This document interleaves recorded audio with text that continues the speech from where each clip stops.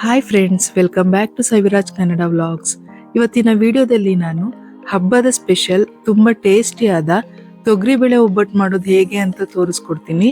Simple ingredients ಇಂದ ಈಸಿಯಾಗಿ ಮಾಡೋದು ಹೇಗೆ ಅಂತ ಸ್ಟೆಪ್ ಬೈ ಸ್ಟೆಪ್ ತೋರಿಸ್ಕೊಡ್ತೀನಿ. ವಿಡಿಯೋನ ಸ್ಕಿಪ್ ಮಾಡದೆ ಕೊನೆವರೆಗೂ ನೋಡಿ ಅಂತ ನಿಮ್ಮನ್ನು ಕೇಳ್ಕೊಳ್ತೀನಿ. ಸೊ ಬನ್ನಿ ಇವಾಗ ವಿಡಿಯೋನ ಸ್ಟಾರ್ಟ್ ಮಾಡೋಣ. ಇವಾಗ ಕಣ್ಕ ಮಾಡೋದು ಹೇಗೆ ಅಂತ ನೋಡ್ಕೊಳ್ಳೋಣ ಬನ್ನಿ. ನಾನಿಲ್ಲಿ 2 ಬೌಲಷ್ಟು ಚಿರೋಟಿ ರವೆ ತಗೊಂಡಿದ್ದೀನಿ, 1 ಬೌಲಷ್ಟು ಮೈದಾ ಹಿಟ್ಟು ತಗೊಂಡಿದ್ದೀನಿ. ಈಗ ಅದನ್ನು ಒಂದು ಪಾತ್ರೆಗೆ ಹಾಕ್ಬಿಟ್ಟು ಮಿಕ್ಸ್ ಮಾಡ್ಕೊಳ್ಳೋಣ.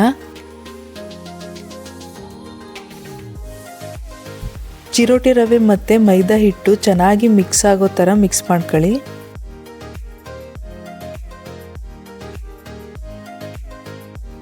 ನಾನಿವಾಗ ಇದಕ್ಕೆ ಅರ್ಧ ಟೀ ಸ್ಪೂನಷ್ಟು ಅರಿಶಿನ ಮಿಕ್ಸ್ ಮಾಡ್ತಾ ಇದ್ದೀನಿ. ರುಚಿಗೆ 1/4 ಟೀ ಸ್ಪೂನಷ್ಟು ಉಪ್ಪನ್ನ ಹಾಕ್ಕೊಳ್ತಾ ಇದ್ದೀನಿ. ಈಗ ಚೆನ್ನಾಗಿ ಮಿಕ್ಸ್ ಮಾಡ್ಕೊಳ್ಳಿ. ಇವಾಗ ಸ್ವಲ್ಪನೇ ನೀರು ಹಾಕೊಂಡು ಕಲಿಸ್ಕೊಳ್ಳೋಣ.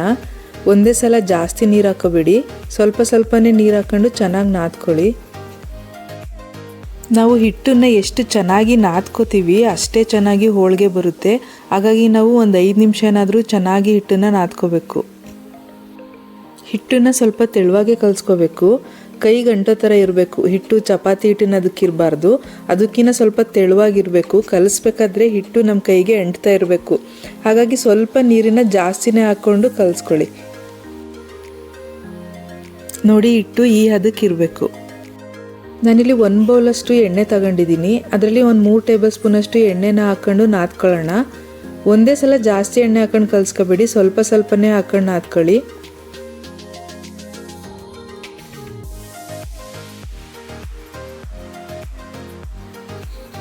ಈ ಥರ ಹಿಟ್ಟು ಎಣ್ಣೆನ ಪೂರ್ತಿಯಾಗಿ ಅಬ್ಸರ್ವ್ ಮಾಡ್ಕೊಳ್ಳುತ್ತೆ. ಇವಾಗ ಮತ್ತೆ 1 ಟೇಬಲ್ ಸ್ಪೂನ್ ಎಣ್ಣೆ ಹಾಕೊಂಡು ಕಲಿಸ್ಕೊಳ್ತಾ ಇದ್ದೀನಿ. ಅದು ಹಿಟ್ಟು ಚೆನ್ನಾಗಿ ಎಣ್ಣೆನ ಫುಲ್ ಅಬ್ಸರ್ವ್ ಮಾಡ್ಕೊಳ್ಳೋ ತನಕ ಚೆನ್ನಾಗಿ ನಾದಬೇಕು. ನಾವು ಎಷ್ಟು ನಾದ್ತೀವಿ ಅಷ್ಟೇ ಹೋಳಿಗೆ ಚೆನ್ನಾಗಿ ಬರುತ್ತೆ. ಹಾಗಾಗಿ ಒಂದು 5 ನಿಮಿಷ ಆದರೂ ನಾದ್ಕೊಳ್ಳಿ. ನಾವು ಹಾಕಿರೋ ಎಣ್ಣೆ ಹಿಟ್ಟು ಚೆನ್ನಾಗಿ ಅಬ್ಸರ್ವ್ ಮಾಡ್ಕೊಳ್ಳೋ ತನಕ ನಾದ್ತಾ ಇರಬೇಕು. ನಾನಿವಾಗ ಬೌಲಲ್ಲಿ ಮಿಕ್ಕಿರೋ ಎಣ್ಣೆನೂ ಪೂರ್ತಿಯಾಗಿ ಕಣ್ಕ ಮುಳುಗೋ ಥರ ಹಾಕ್ತಾಯಿದ್ದೀನಿ. ಎಣ್ಣೆ ಜಾಸ್ತಿ ಆಯಿತು ಅನ್ಕೋಬೇಡಿ, ಹಿಟ್ಟು ಎಷ್ಟು ಬೇಕೋ ಅಷ್ಟು ಮಾತ್ರ ಎಣ್ಣೆ ತಗೊಳುತ್ತೆ. ಮಿಕ್ಕಿದ್ದು ವೇಸ್ಟ್ ಆಗಲ್ಲ, ಅದನ್ನೇ ಹೋಳಿಗೆ ಬೇಯಿಸೋಕ್ಕೆ ಯೂಸ್ ಮಾಡ್ಕೊಳ್ಳೋಣ. ಇವಾಗ ಈ ಕಣ್ಕ 3 ಗಂಟೆ ಕಾಲ ನೆನಿಬೇಕು. ಎಷ್ಟು ನೆನೆಯುತ್ತೆ ಅಷ್ಟೇ ಸ್ಮೂತಾಗಿ ಹೋಳಿಗೆ ಬರುತ್ತೆ.